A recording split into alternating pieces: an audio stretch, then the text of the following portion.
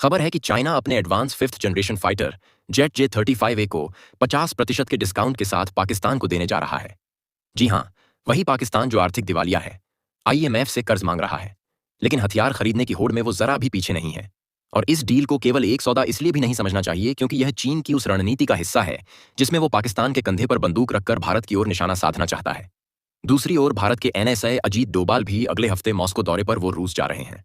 तो यहां नजर इस बात पर भी होगी कि क्या भारत S-400 की डिलीवरी पर रूस से बात करेगा। क्या भारत चीन पाकिस्तान के बढ़ते खतरे को देखते हुए रूस में बने S-500 और सुखोई Su-57 पर भी बात करेगा। हम इन्हीं पहलुओं पर बात करेंगे और जानेंगे कि कैसे वक्त के साथ अब भारत को S-500 और सुखोई Su-57 जैसे हथियारों की जरूरत है। रूस ऐसा देश है जिस पर भारत सबसे ज्यादा भरोसा करता है।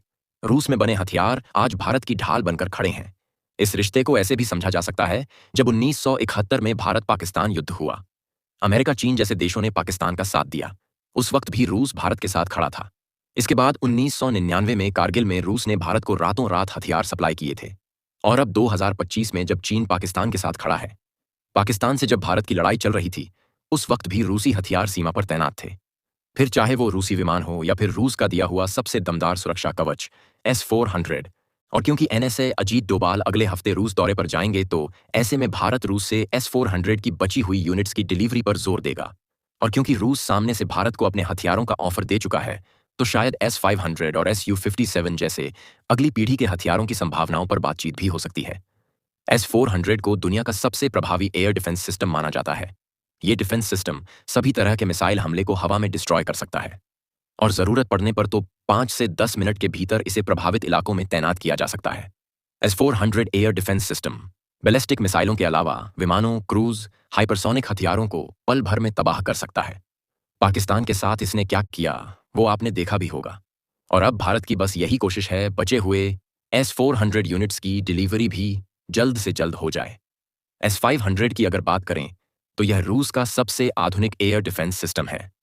S-500 मिसाइल सिस्टम किसी भी stealth fighter jet, hypersonic missile और अंतरिक्ष में मौजूद सैटेलाइट को खत्म कर सकता है।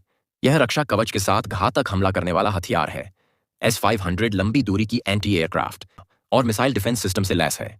इसे आसानी से कहीं भी तैनात कर सकते हैं, जैसा कि S-400 के साथ भी है, लेकिन यह उसका आधुनिक वर्जन है। सिस्टम की टारगेट रेंज 600 किलोमीटर है। यह 800 किलोमीटर दूर से अपने टारगेट को पहचान सकता है। यह सिस्टम एक बार में 10 टारगेट हिट कर सकता है, वो भी अलग अलग प्रकार के टारगेट। इसमें लगी मिसाइलें टारगेट की तरफ 25,200 किलोमीटर प्रति घंटा की स्पीड से हमला करती हैं। यानी यह सिस्टम 12,000 किलोमीटर प्रति घंटा या उससे ज्यादा की रफ्तार से आते हुए हाइपरसोनिक हथियारों को भी मारकर गिरा सकता है। इसमें लगी मिसाइलें टारगेट की तरफ बढ़ते समय अपनी दिशा बदल सकती हैं, भागते हुए टारगेट की तरफ पीछा कर सकती हैं या फिर उनकी दिशा के हिसाब से हमला कर सकती हैं।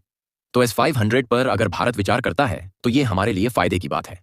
अब भारत को इसे क्यों लेना चाहिए? तो देखिए, पाकिस्तान और चीन दोनों ही अब मिसाइल और ड्रोन टेक्नोलॉजी में बड़ी तेजी से आगे बढ़ रहे हैं।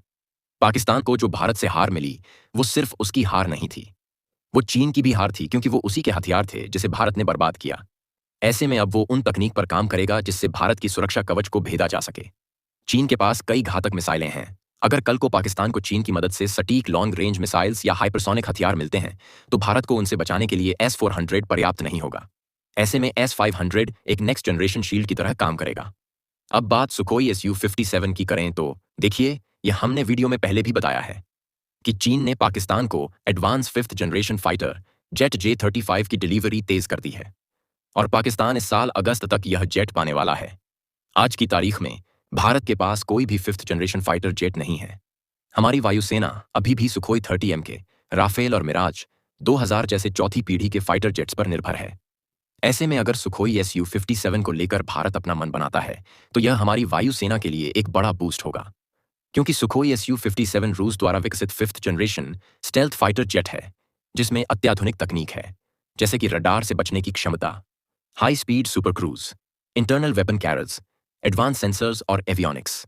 और अगर भारत इसे समय रहते हासिल करता है तो न केवल वह पाकिस्तान के J-35 के खिलाफ संतुलन कायम कर पाएगा, बल्कि चीन के J-20 के सामने भी एक विश्वसनीय प्रतिद्वंदी खड़ा कर सकेगा। इसके अलावा सुखोई Su-57 की कीमत और रणनीतिक साझेदारी के लिहाज से रूस भारत को टेक्नोलॉजी ट्रांसफर और को प्रोडक्शन का विकल्प भी दे सकता है, जो अमेरिका या यूरोपीय देशों से नहीं मिल सकता। अब NSA अजीत डोभाल की रूस यात्रा में किन मुद्दों पर बात होगी, यह तो वक्त के साथ ही पता चलेगा, लेकिन जरूर भारत इस वक्त तमाम विकल्पों पर विचार कर रहा है। क्या पता आने वाले वक्त में Bharat 5th generation fighter jets के लिए रूस की ओर जाए और नेक्स्ट जनरेशन शील्ड के लिए S-500 पर विचार करे। खैर, इस पर आपका क्या कुछ कहना है? कमेंट बॉक्स में जरूर बताएं। धन्यवाद।